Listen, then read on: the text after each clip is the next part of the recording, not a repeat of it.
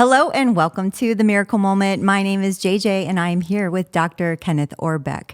And today we are going to catch up from where we started last time, which we got under the hood quite a bit and talked about science and the interplay with integrative medicine. Yeah, we got pretty mechanical. We did, which I think is helpful for individuals to learn really more about integrative medicine. But Dr. Orbeck, there are a lot of questions out there, like general questions individuals have, and I thought maybe we could start there. Yeah, I get it. There's a lot of controversy and questions out there when you deal with integrative medicine, regenerative medicine, longevity medicine, hormonal optimization.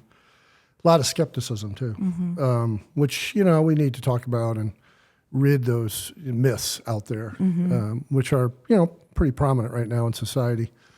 And society, it's interesting when you look at society, it's kind of scrambling right now. Society's uneasy. I know one thing people want. They want to feel good. I know that. Also, the other thing that I'm hearing now, it's just pretty incredible, is longevity. There's a lot in the literature right now, and a lot of science is being directed towards longevity medicine. I really think that that's going to be the forefront of our future. Can you describe for us what you mean by longevity medicine? Yeah, it's, so many people I've heard in the past have told me, it's really not the years in your life that counts. It's the life in your years. Oh, that's profound. But when we take that, why don't we combine it? Can we combine that, JJ? I think that is probably the ideal scenario, right? To be as happy and live as long. I think that if you have years in your life and those years are full of life, I think that's what the general population wants. And you know what? I think honestly that's where science is going. When I'm reviewing the literature, it's always amazing to me how much I'm reading about cellular senescence and senolytic therapy and longevity and stem cell therapy. And it's like, it's almost like, is this voodoo medicine? No, it's not. It's reality. We're learning so much about genetics and DNA expression. But without getting too technical and mechanical again, I don't want to do that. It's more talking about what can you do in your life right now? What can you do in your life to know that you're proactive in trying to practice longevity? What can you do? What are the do's and don'ts in your life? And we can go through some of those if you want to. That would be amazing. And as you're speaking, what's coming to mind for me is that sometimes we're not really in our bodies. We're always so just in our minds, focusing on the things we do next. And slowly pain starts to creep in. And all of a sudden, oh, wait, I can't get up as easy as I used to. Or my knees hurt when I start to walk up the stairs. That never used to happen. I would love to hear some of those things. I think your audience would as well. Yeah, absolutely. And it's interesting. I mean, to those who are listening out there, please don't trap yourself inside of your mind. Open that door. Let your mind express. It's really important. And relationships. Today in society, it's so interesting that we're getting so isolated. I don't like it. And, it wasn't that way in the past. I think one of the most important things that we have to learn from our past and what we've learned in the distant past, which is most recently with isolation, right? Is that it doesn't work. Isolation doesn't work. We're created for community. We're created to commute and communicate. We're created to love. We're created to express. And just talking about the basis of opening your mind, developing relationships, which are real, that matter. Not fake relationships to achieve a goal, but relationships that actually you care about, and opening that mind. And I think that's, mindset of medicine is very, very important in medicine, actually. Mindset in medicine and opening up your mind and allowing yourself to express and to love and to talk and to do the things that make us human. We are human, all right? And, the other entity we'll talk about longevity medicine is, it's not anti-death, okay? Because, there are individuals, and I know who they are, who out there right now, who have dedicated their life not to die. And from the beginning of their day to when they open the sheets to go to bed at night, they don't do anything except trying not to die. I'm talking about continual use of multiple supplements and different types of light therapy and EMF, getting rid of EMF. And this is all good. I'm not saying it's not good. But if you live your life not to die, when you get to the end of your life, what have you done? Oh, that's so You true. you haven't had any expression of your life. Right, where are the relationships? So let's not grab this entity of longevity so hard that we forget to live. That's pretty important. Well, and I know you and I have had this discussion before because I've been at your facility and I said, okay, Dr. Orbeck, what else can you do? What else can we do?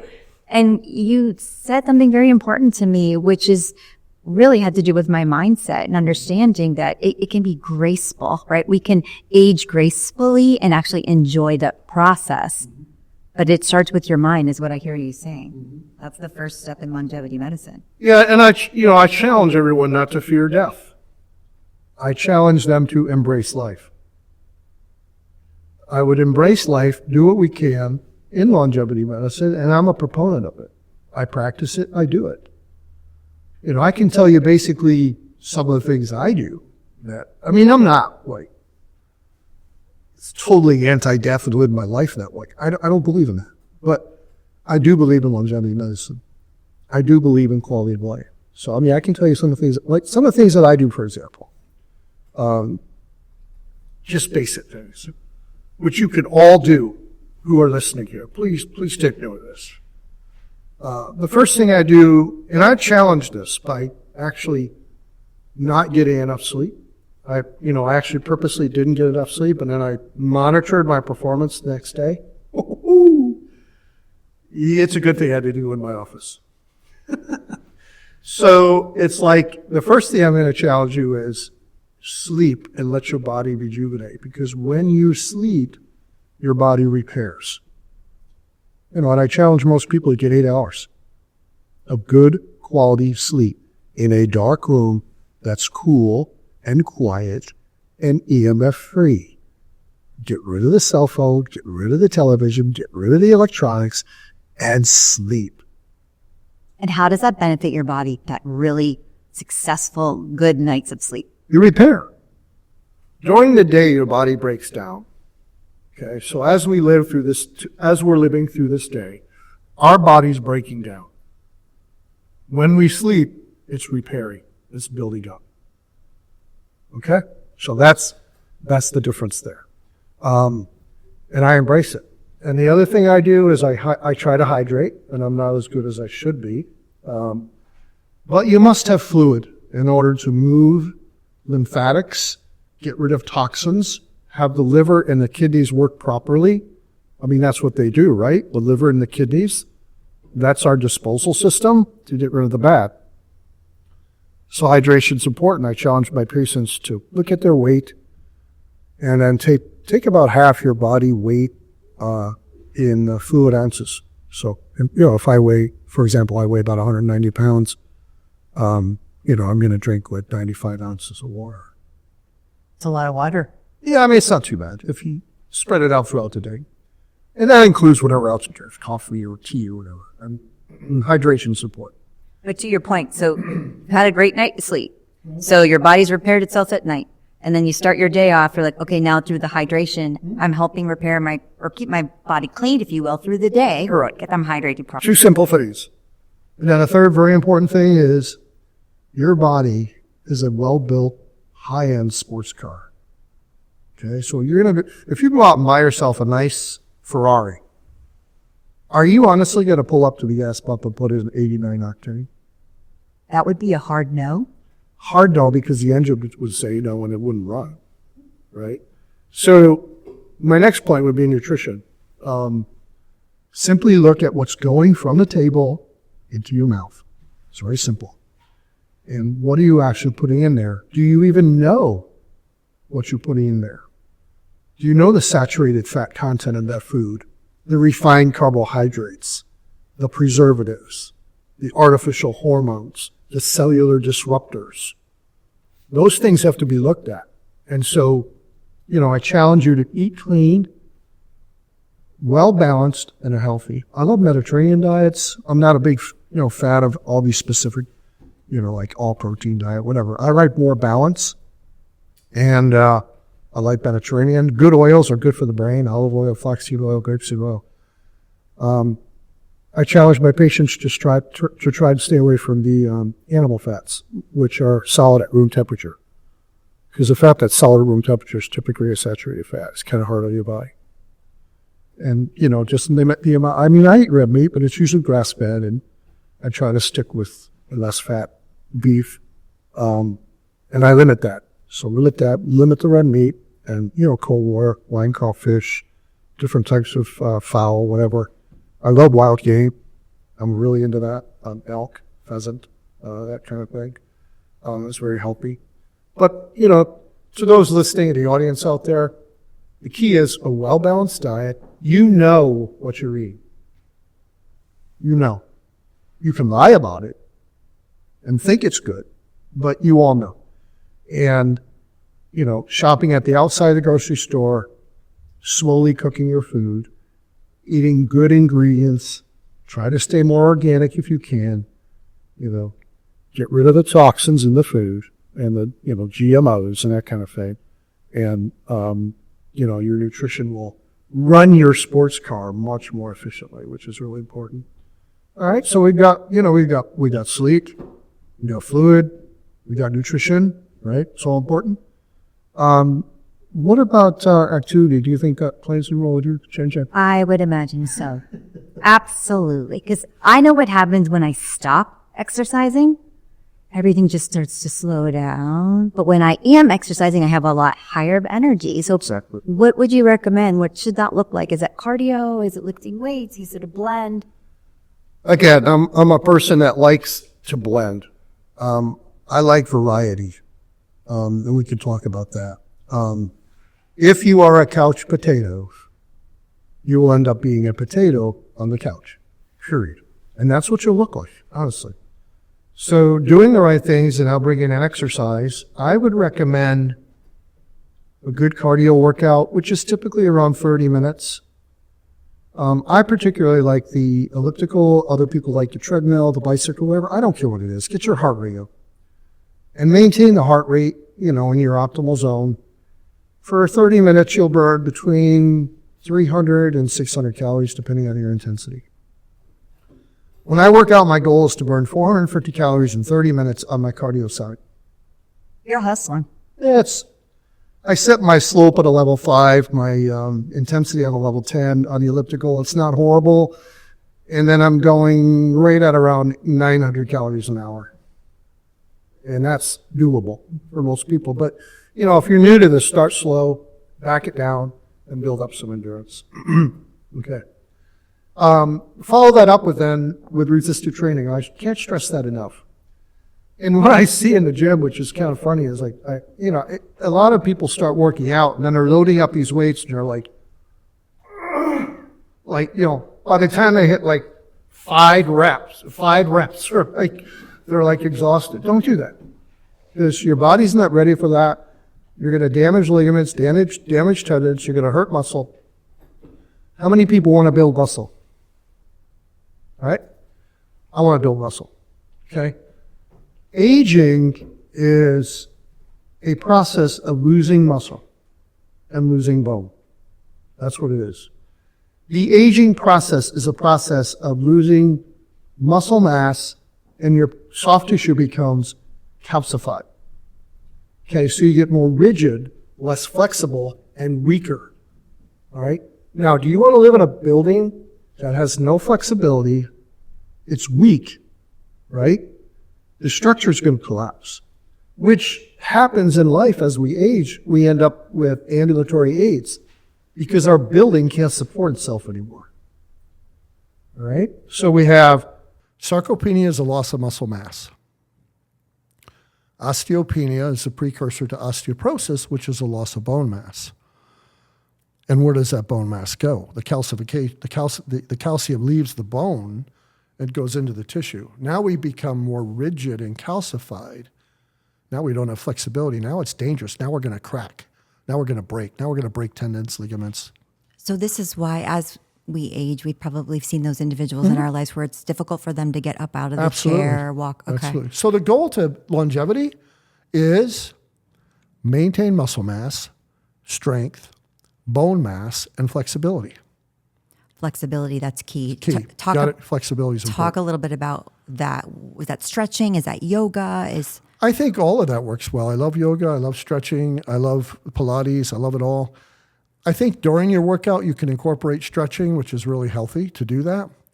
But let's talk about resistive training now and what you're going to enter into. Let's say you get finished with your cardio, and now you're going to go into your resistive part of your workout. My challenge would be to weight down. Like when I started, even my biceps, like for example, I can lift a lot of weight on my biceps, but I don't. I weigh down. Maybe, it sounds stupid, but 17, maybe 18 pounds. As I hit 40, 50 reps, my muscle gives out. All right? So what I do is I try to rep. When I hit 30 reps, if my muscle's getting fatigued, then I've got the right weight. If I can hit 40 or 50 reps, then I bring it up 2 more pounds. So you're looking higher reps, lower weight. Yes, I am. It's safety, and that's how you build muscle. You do that through your different muscle groups, your biceps, your triceps, your pecs, your lats, and go down to your abs, your core, your hamstrings, right? Your quads, your calf, your gastrocs. When you do that and go through those muscle groups, and so take a group of muscles and do it on day 1. I typically set up 2 types of reps for each muscle group, and I try to go through 4 muscle groups. All right, so I've got 2, 4, 6, 8 exercises, lower weight, high reps, and then I repeat that and do a second set. That's a 40, 45-minute process. I'm done. Okay, then I go home and take my creatine and my protein drink, and then you'll build muscle. And then the next day, I'll do the other muscle groups, and I'll let these rest. All right? During your workout, you're breaking muscle down, and when you're resting, you're building muscle up. You're not building muscle up in the gym. They will look bigger, but you're breaking it down. You will grow muscle during rest, and your muscle needs 2 days. Is this also when we need to supplement with protein to Protein, ensure that our creatine, muscle... yeah, isoleucine, leucine, and we can get into that later. But those are different things that I do after I do my resistive training. All right? So, we talked about a lot of stuff already that is basic, right? We talked about sleep, nutrition, hydration. We talked about activity level, right? Yeah, these are all things everyone can do on their Everybody can own, do, like right as now. of Like you don't right even have, now. you don't have to as soon as spend we stop. $1 and you can do it today. Right. It's like, Right. and you can say, I'm entering a longevity program and pat yourself on the back and go, this is cool. I love That's it. Right? fantastic. Yeah. I love it. And then as we move into more specifics in longevity, that's when we get into like cell signaling.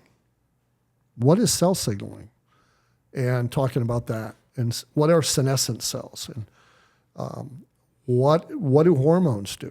We talked about that before. And how do they work on the DNA of the cell? And what do antioxidants do? What are vitamins for? What are minerals for? As your coenzymes and cofactors in the body for these metabolic pathways to work properly, right? So, we can get into all that, but I just wanted to start out with some real basics and talk to you about, what is longevity medicine? Open the door, get out of your mind, get into society. Let's start to engage and interact again, without having to be careful about, oh, am I offended? It's like, you got to be careful today, right? But let's get out and let's start loving people, and let's embrace longevity on a basic term, and then we'll get into more of the specifics down the road as we progress in our conversation. We can start talking about more of the science inside the cell and what's happening, and how you can really make a difference and add quality and years to your life.